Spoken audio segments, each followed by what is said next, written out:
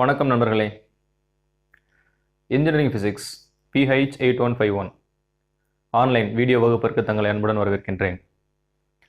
நம்ம பேசிட்டு இருக்கிறது unit number 2 waves and fibre optics அந்த பகுதி பார்த்துட்டு இருக்கோம். இதில் இந்த வீடியோ வகுப்பில் நம்ம ஃபைபர் ஆப்டிக்ஸ் பார்ட் ஸ்டார்ட் பண்ண போகிறோம்.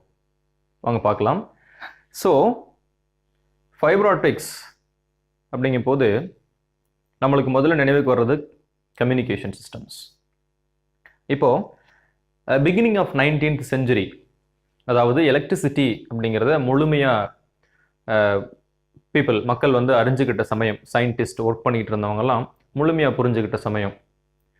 அதாவது ஒரு ஒயர்ஸில், மெட்டல்ஸில், குட் கண்டக்டர்ஸில் த்ரூ எலக்ட்ரான்ஸ் எலக்ட்ரிசிட்டி பாஸ் ஆகுது அப்படிங்கிற அந்த கான்செப்ட் முழுமையாக அறிவியல் அறிஞர்களுக்கு புலப்பட்டு அதன்படி லைட் எல்லாம் இன்வென்ட் பண்ணி ஸோ வேர்ல்டு வந்து எலக்ட்ரிசிட்டியை முழுமையாக பயன்படுத்த ஆரம்பித்த சமயத்தில் என்ன பண்ணாங்க அப்படின்னா, இந்த கம்யூனிகேஷன்ஸுக்கு, அதாவது கம்யூனிகேஷன் அப்படின்னா என்ன, செய்திகளை ஒரு இடத்துலேருந்து இன்னொரு இடத்துக்கு அனுப்புறதுங்கிறது கம்யூனிகேஷன்ஸ். ஸோ அந்த மாதிரி கம்யூனிகேஷன்ஸ்க்கு, செய்தியை ஒரு இடத்துலேருந்து இன்னொரு இடத்துக்கு அனுப்புறதுக்கு எலக்ட்ரிக்கல் சிக்னல்ஸை பயன்படுத்தினாங்க. So it is electrical communication. Actually என்ன நடந்துச்சு அப்படின்னா, நமக்கு 19th centuryல இந்த விஷயங்கள் நடந்துச்சு. ஸோ 19th centuryல எலக்ட்ரிக்கல் கம்யூனிகேஷன், ஸோ இதுதான் அப்போ பாப்புலராக இருந்தது. ஸோ அப்போ என்ன பண்ணுவாங்க அப்படின்னா, நம்மகிட்ட ஒரு இன்ஃபர்மேஷன் இருக்கும், ஒரு மெசேஜ் இருக்கும். ஸோ அந்த மெசேஜை எலக்ட்ரிக்கல் சிக்னலாக கன்வெர்ட் பண்ணுவாங்க. ஃபார் எக்ஸாம்பிள், இது மெசேஜ் எலக்ட்ரிக்கல் சிக்னலாக கன்வெர்ட் பண்ணால் இந்த மாதிரி இருக்கும். So this is message. இது இன்னொரு ஹை ஃப்ரீக்வன்சி எலக்ட்ரிக்கல் சிக்னல், இதுக்கு பேர் கேரியர். இது ஒரு எலக்ட்ரிக் சிக்னல், இது ஒரு எலக்ட்ரிக் சிக்னல். ஸோ இது ரெண்டையும் மிக்ஸ் பண்ணுவாங்க. மிக்ஸ் பண்ணி இன்ஃபர்மேஷன் சென்ட் பண்ணுவாங்க. இதுதான் ப்ரொசீஜர். ஸோ இது சென்டிங் எண்ட், சென்டர் சென்ட், அடுத்த எண்டில் ரிசீவர் சென்ட், செவரல் கிலோமீட்டர்ஸ் தள்ளி, ரொம்ப தூரத்தில், ஒரு ஊரில் இருந்து இன்னொரு ஊர் அப்படின்னு வச்சுக்கோங்களேன். ஸோ ஒயர்ஸில் நமக்கு இன்ஃபர்மேஷன்ஸ் ட்ரான்ஸ்ஃபர் ஆகும். ஸோ எசென்சியலி இந்த மெசேஜும் எலக்ட்ரிக்கல் சிக்னலாக கன்வெர்ட் ஆகும், இந்த கேரியர் வேவ்ஸும் electrical signals. So electrical signals அப்படின்னா என்ன அர்த்தம் அப்படின்னா, it is nothing but electrons. So it is simply movement of electrons. So electrons நம்மளுடைய இன்ஃபர்மேஷன் சிக்னலை எலக்ட்ரிக் சிக்னலாக மாற்றும் போது, அகெயின் கேரியர் வேவோட அதை சேர்த்து அனுப்பும்போது, எசென்சியலி எலக்ட்ரான்ஸ் ஒரு இடத்துல இன்னொரு இடத்துக்கு செய்திகளை எடுத்துகிட்டு போகுது. ஸோ அதுதான் வந்து through electricity, flow of electrons அப்படிங்கிறது தான் எலக்ட்ரிசிட்டி. ஸோ அந்த வழியை எடுத்துக்கிட்டு போகுது. ஆனால் அதில் நிறைய சிரமங்கள் இருந்துச்சு. என்ன லிமிட்டேஷன்ஸ் இருந்துச்சு, இந்த மாதிரி எலக்ட்ரிக் சிக்னலை மாற்றி இன்ஃபர்மேஷன்ஸ் அனுப்புறதுல இருந்த லிமிட்டேஷன்ஸ், அப்போ இருந்த லிமிட்டேஷன்ஸ் குறிப்பிட்டு சொல்லணும்னா, இன்ஃபர்மேஷன் ஃபிடிலிட்டி ஒரு விஷயம்,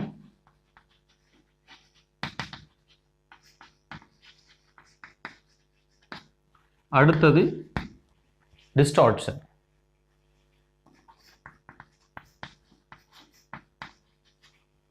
third one is attenuation,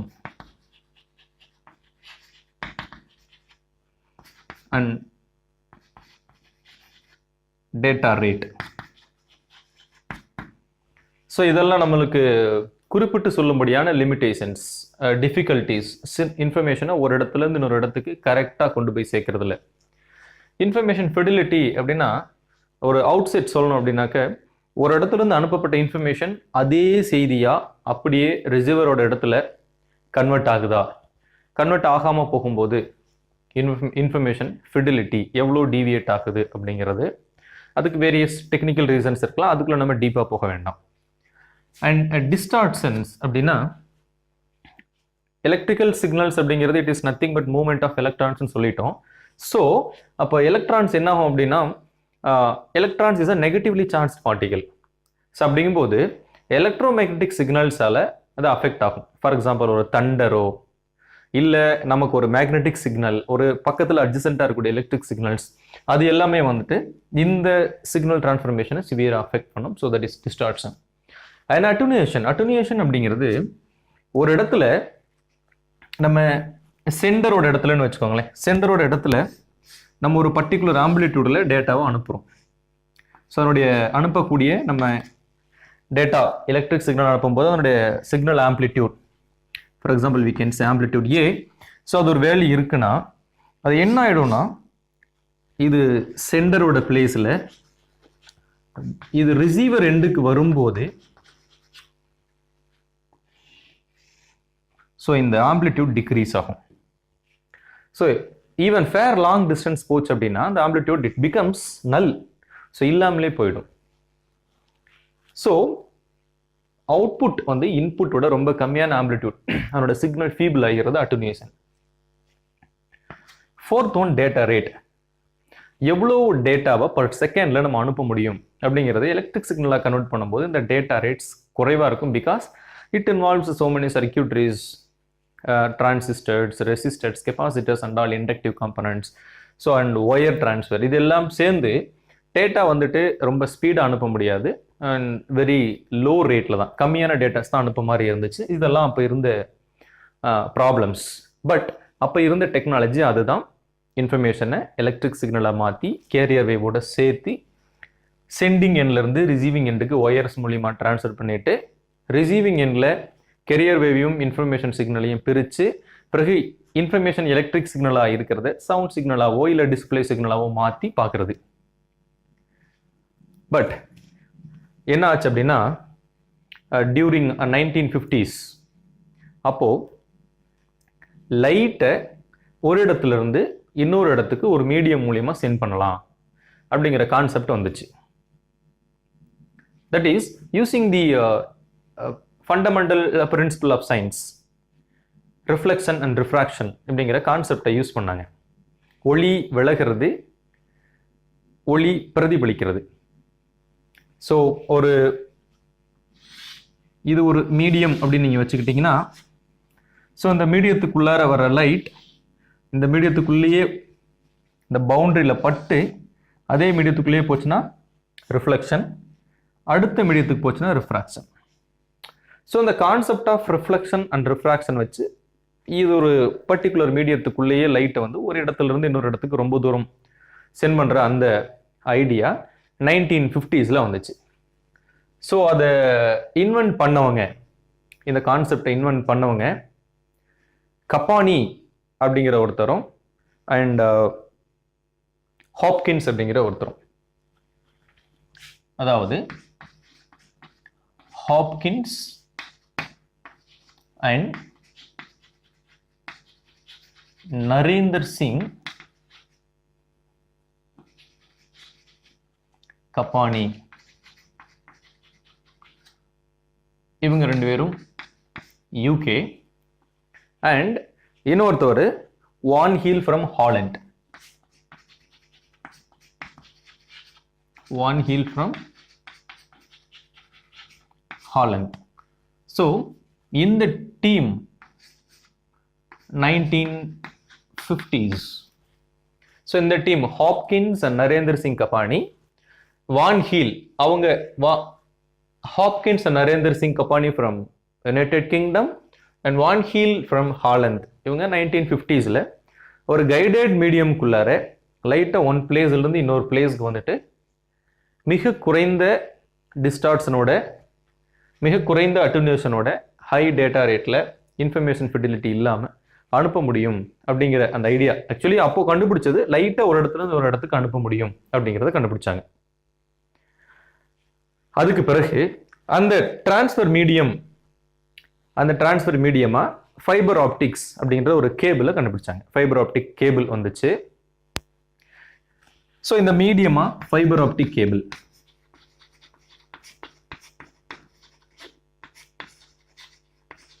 so இந்த ஃபைபர் ஆப்டிக் கேபிள் வந்ததுக்கு அப்புறம் அந்த கேபிள் வழியே இன்ஃபர்மேஷன் சிக்னலை அனுப்புறதை பற்றி யோசிக்க ஆரம்பிச்சாங்க. அதில் சக்சீடும் ஆனாங்க. அப்படி ஆனப்போது பார்த்தீங்கன்னா 1980 வின்டர் ஒலிம்பிக் இந்த கேம்ஸ், வின்டர் ஒலிம்பிக் கேம்ஸ் டிவியில் டெலிகாஸ்ட் பண்ணும்போது ஒரு இடத்துல இருந்து இன்னொரு இடத்துக்கு சிக்னலை அனுப்புறது ஆப்டிக்கல் ஃபைபர் கேபிள் வழியாக அனுப்புனாங்க. அப்போ என்ன பண்ணாங்கன்னா இன்ஃபர்மேஷன் சிக்னலை லைட் சிக்னலாக மாற்றி கேபிள் வழியாக அனுப்பிச்சு திரும்பியும் அடுத்த எண்ணில் அந்த இன்ஃபர்மேஷன் சிக்னல் லைட்டாக இருக்கிறத எலக்ட்ரிக்கல் சிக்னலாக கன்வெர்ட் பண்ணி அப்புறம் டிஸ்பிளே மீடியமாவோ ஆடியோவோ வீடியோவோ மாற்றினாங்க. ஸோ இதுதான் 1980s வின்டர் ஒலிம்பிக்ஸ் தான் இந்த லைட் சிக்னலை ஆப்டிக்கல் ஃபைபர் வழியாக அனுப்பி சக்சீடான ஃபர்ஸ்ட் கமர்ஷியல் வெஞ்சர். என்ன ஆக்சுவலி நடக்குது அப்படின்னு பார்த்தீங்கன்னா, நம்ம எலக்ட்ரிக்கல் சிக்னல் எப்படி டிரான்ஸ்ஃபர் ஆகுதுன்றது கிளியராக பார்த்தோம். இங்கே என்ன ஆச்சு, மெசேஜ் எலக்ட்ரிக்கல் சிக்னலாக கன்வெர்ட் ஆகி கேரியர் வேவும் ஒரு எலக்ட்ரிக்கல் சிக்னல் ரெண்டு மிக்ஸ் பண்ணி இன்ஃபர்மேஷன் டிரான்ஸ்ஃபர் ஆச்சு. எலக்ட்ரிக்கல் சிக்னல் அப்படிங்கிறது நத்திங் பட் எலக்ட்ரான்ஸ். இப்போ அந்த எலக்ட்ரான்ஸ்ங்கிற இடத்துல ஃபோட்டான்ஸை கொண்டு வந்து வைங்க. Photons is nothing but light. Photons இந்த விசிபிள் ரேஞ்ச், அதாவது ஃபோட்டான்ஸ் ஸோ இந்த வேவ் லென்த் ஆஃப் 392 நானோமீட்டர் இருந்துச்சு அப்படின்னா this is visible region. So இந்த விசிபிள் ரீஜனில் இருக்கக்கூடிய ஃபோட்டான்ஸ், அந்த ஃபோட்டான்ஸை கேரியர் வேவாக யூஸ் பண்ணிட்டு நம்மளோட இன்ஃபர்மேஷன் சிக்னலை லைட் பல்ஸாக, கேரியர் வேவ் அப்படிங்கிறது again high frequency light pulse ரெண்டையும் மிக்ஸ் பண்ணி சிக்னலை சென்ட் பண்ணுறது. எலக்ட்ரான்ஸ்க்கு பதிலாக ஃபோட்டான் வந்துருச்சு. ஸோ இன்ஃபர்மேஷன் சிக்னல் லைட் பல்ஸாக மாற்றியாச்சு அண்ட் கேரியர் வேவும் லைட் பல்ஸ் ரெண்டையும் மிக்ஸ் பண்ணியாச்சு. இந்த ஒரு இடத்துல இன்னொரு இடத்துக்கு அனுப்பணும் இல்லைங்களா. கன்வென்ஷனல் மெத்தடில் எலக்ட்ரிக்கல் சிக்னலை மெட்டாலிக் கண்டக்டர் வழியாக அனுப்புவோம், காப்பர், அலுமினியம் மாதிரி. அந்த இடத்துக்கு பதிலாக, இந்த மெட்டாலிக் கண்டக்டருக்கு பதிலாக இங்கே லைட் கைடிங் மீடியம், அதுக்கு பேர் தான் ஆப்டிக்கல் ஃபைபர். ஸோ அது லைட் கைடிங் மீடியமாக ஒர்க் ஆகும். ஆப்டிக்கல் ஃபைபர் மூலியமாக ஒரு இடத்துல இருந்து இன்னொரு இடத்துக்கு அனுப்புனாங்க. ஆப்போசிட் எண்டில் அகெயின் லைட் நமக்கு கிடைச்சிருக்கும். அந்த லைட் வேவ்ஸை கன்வெர்ட் பண்ணி என்ன இன்ஃபர்மேஷன் இருக்கோ அதை ரெட்ரீவ் பண்ணி எடுத்துக்கிட்டாங்க. ஸோ எசென்சியலாக ஆப்டிக்கல் ஃபைபர் கம்யூனிகேஷனில் கன்வென்ஷனல் கம்யூனிகேஷன் இருந்த எலக்ட்ரான்ஸ்க்கு பதிலாக இங்கே லைட், இங்கே ஒயருக்கு பதிலாக இங்கே ஆப்டிக்கல் ஃபைபர் கேபிள்ஸ் யூஸ் பண்ணாங்க. ஸோ இதுதான் ஒரு general idea about optical fibre communications. கண்டுபிடிச்சவங்க Hopkins and Narendra Singh Kapany and Van Heel. அவங்க தான் இந்த ஆப்டிக்கல் ஃபைபரை வந்துட்டு கன்சீவ் பண்ணவங்க 1950s. ஆக்சுவலாக இந்த ஆப்டிக்கல் ஃபைபர் கம்யூனிகேஷன் எப்படி வந்துட்டு முழுமையாக சாத்தியமாச்சு அப்படின்னா it is because of the invention of lasers. 1960s lasers வந்துச்சு. ஸோ இந்த லேசர் என்ன பண்ணுச்சுன்னு பார்த்தீங்கன்னா ஹை ஃப்ரீக்வன்சி லைட் பல்சஸை உருவாக்குச்சு.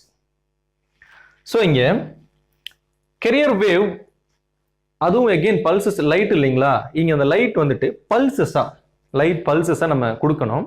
அதுக்கு light high frequency light pulse எப்படி உருவாக்க முடியும் அப்படின்னா லேசர்ஸ் வந்ததுக்கப்புறம் lasers made viable to create high frequency light pulses. For example நம்மளுடைய லைட் ஃப்ரீக்வன்சி பார்த்தீங்க அப்படின்னா 10^15 ஹெர்ட்ஸ். ஸோ இதுவே மைக்ரோவேவ்ஸ் 10^6 ஹெர்ட்ஸ் தான் இருக்கும். ரேடியோ வேவ்ஸ்னா 10^10 ஹெர்ட்ஸ் இருக்கும். ஸோ எலக்ட்ரிக்கல் சிக்னல் கம்யூனிகேஷன்ஸ் எல்லாம் வந்துட்டு microwaves and radio waves use பண்ணிட்டு இருந்த சமயத்தில் 10^10 ஹெர்ட்ஸ் 10^6 ஹெர்ட்ஸ் அந்த ரேஞ்சில் இருந்தப்போ ஆப்டிக்கல் சிக்னல்ஸ் 10^15 ஹெர்ட்ஸ் அப்படிங்கிறது it is high rate of signal டிரான்ஸ்ஃபருக்கு யூஸ் ஆச்சு. ஸோ ஆப்டிக்கல் ஃபைபரும் சக்சீட் ஆனதுக்கு காரணம் இன்வென்ஷன் ஆஃப் லேசர் அப்படிங்கிறதும் ஒரு முக்கியமான காரணம். லேசருங்கிறது நம்ம கண்டினியூஸ் லேசராகவும் ப்ரொடியூஸ் பண்ணலாம், பல்சர் லேசராகவும் ப்ரொடியூஸ் பண்ணலாம் அப்படிங்கிறது இருந்த ஒரு main advantage. So these are the outlines of optical fibre communication. இப்போ ஸ்பெசிஃபிக்காக what are the advantages of using optical fibres over conventional wire method அப்படிங்கிறத let us List it out.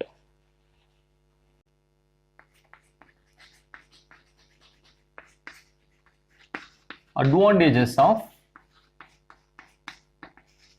optical fiber communication.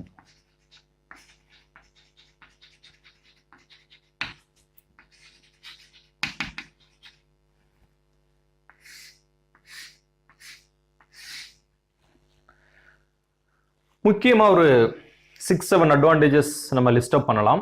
அதுல first one, it is cheaper.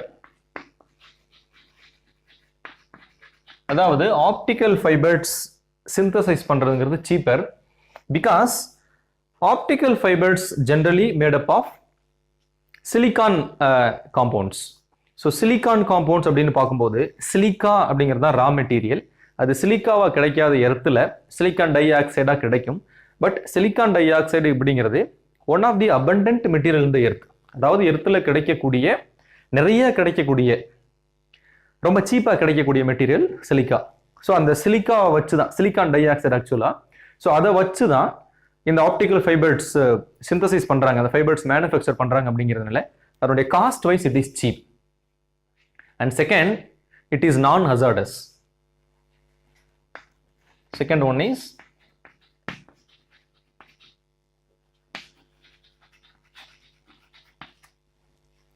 நான் hazardous, ஆபத்து இல்லாதது. எப்படி அப்படின்னு பார்த்தீங்கன்னா, எலக்ட்ரிக்கல் சிக்னல் இருக்குன்னு வச்சுக்கோங்களேன். அந்த எலக்ட்ரிக்கல் சிக்னலில் ஸ்பார்க் வரலாம், ஃபயர் ஆக்சிடென்ட்ஸ் வரலாம், ஷார்ட் சர்க்கியூட்ஸ் வரலாம். ஆனால் இது எதுவுமே ஆப்டிக்கல் ஃபைபர் கம்யூனிகேஷனில் வராது. ஒய்? ஆப்டிக்கல் ஃபைபர் கம்யூனிகேஷன்ஸில் நம்ம எலக்ட்ரிசிட்டி பாஸ் பண்ணல, rather we pass only light. So light அப்படிங்கிறதுனால வந்துட்டு ஸ்பார்க் வராது, ஃபயர் வராது, ஷார்ட் சர்க்கியூட்ஸ் வர போறதில்லை. அண்ட் தேர்ட் பாயிண்ட்,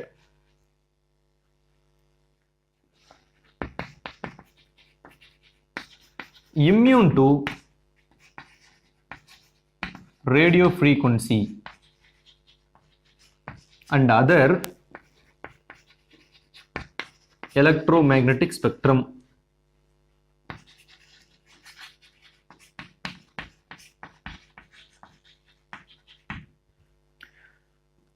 என்ன அர்த்தம்? It is immune to radio frequency and other electromagnetic spectrum of waves. அப்படின்னா இப்போ நம்ம எடுத்துக்கக்கூடியது இங்க லைட் அப்படிங்கிறது நத்திங் பட் ஃபோட்டான்ஸ். ஃபோட்டான்ஸ் அப்படின்னா it is neutral particle, there is no charge. So chargeless particle அப்படின்னா நீங்க அதுக்கு பக்கத்தில் எலக்ட்ரிசிட்டி கொண்டு போனாலும் சரி, இல்லை அதுக்கு பக்கத்தில் magnetic field, electric field R magnetic field கொண்டு போனாலும் இட் வில் நாட் டிஸ்டர்ப்ட். அது பாட்டுக்கு போயிட்டே இருக்கும். வேற எலக்ட்ரான்ஸ் பக்கத்தில் கொண்டு போனீங்கன்னா electron will be disturbed. So அப்போ இங்க இது எலக்ட்ரிக் சிக்னலுக்கும் அஃபெக்ட் ஆகாது, மேக்னெட்டிக் சிக்னலுக்கும் அஃபெக்ட் ஆகாது. Both are at any frequency, radio ஃப்ரீக்வன்சியில் இருந்தாலும் சரி, இல்லை எலக்ட்ரோ மேக்னெட்டிக் சிக்னலில் அந்த ஸ்பெக்ட்ரத்தில் எந்த ஃப்ரீக்வன்சியில் இருந்தாலும், and this photon will not be affected because of those signals. So it is immune to radio frequency and other electromagnetic spectrum. And fourth point,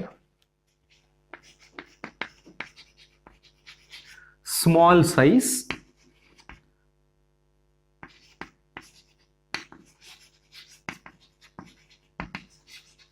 light weight,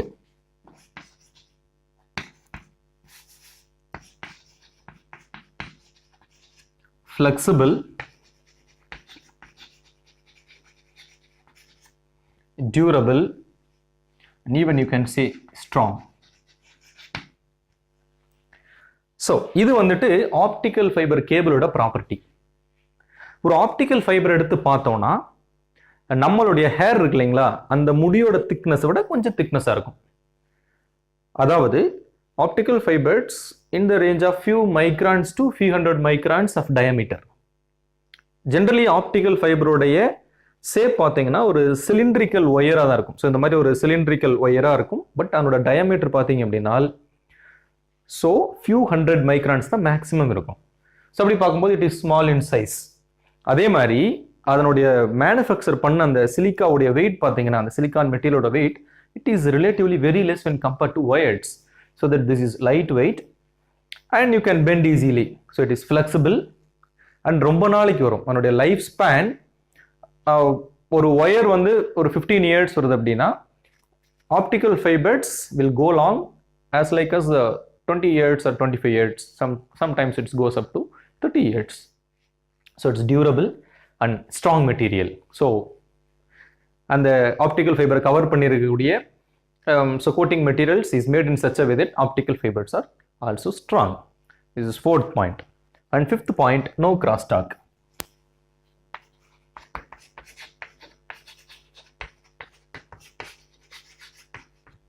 என்ன அர்த்தம் அப்படின்னா இப்போ எலக்ட்ரிக் சிக்னல் இருக்குன்னா அந்த electric signals are tend to affected by these spectrums, electromagnetic spectrum. It is either electric signal or magnetic signal can cause distortion with the electric signals.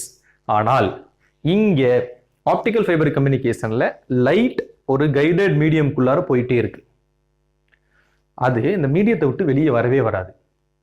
So மீடியத்தை விட்டு light வெளியே வரல அப்படின்னா கிராஸ் டாக் வராது. So light நம்ம என்ன மீடியத்துக்குள்ள என்ன மாதிரி அனுப்புறோமோ அதே மாதிரி it will travel so that cross talks வராது. அதே மாதிரி சர்க்யூட்ரி இஸ் டிஃப்ரெண்ட்.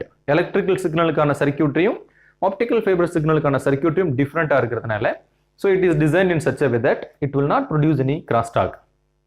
முன்னாடி ஒரு 10 வருஷம் 5 வருஷம் மட்டும் டெலிஃபோன்ல பேசணும்னா நம்ம பேசும்போது வேற ஒருத்தவங்க பேசுறதும் கேட்கும். பட் இப்போ அந்த பிரச்சனை எல்லாம் சால்வ் ஆயிருக்கு அப்படின்னா இதுக்கு காரணம் signals are going through optical fibre cables.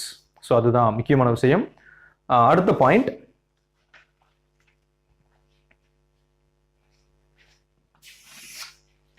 Sixth point, high data rate. இப்போ நம்ம லைட் பல்சஸ் அதனுடைய ஃப்ரீக்வன்சி 10^15 ஹெர்ட்ஸ் அப்படின்னு சொன்னோம். ஸோ 10^15 ஹெர்ட்ஸ் அப்படிங்கிறது when you compare with radio waves of 10^10 hertz and microwaves of 10^6 hertz. So இது ரெண்டை விட என்னோடது கம்மி, சாரி கூட.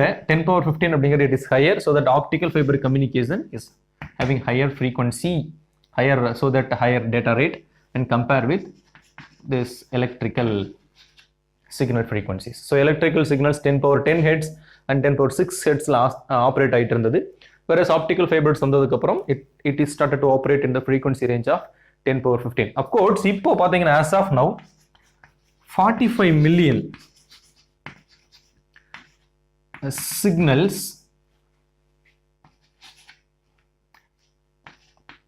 per second.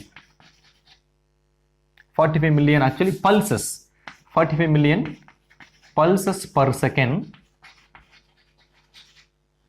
transfer பண்ணக்கூடிய டெக்னாலஜி இப்போ டெஸ்ட் பண்ணியிருக்கிறாங்க ஆக்சுவலாக. So it's about 45 million pulses per second can be achieved as of now using optical fibers. So this is actually extremely high rate. So it is optical fibers are useful to send the data at a high rate and high volume as well. And seventh, low loss and low attenuation, you can say.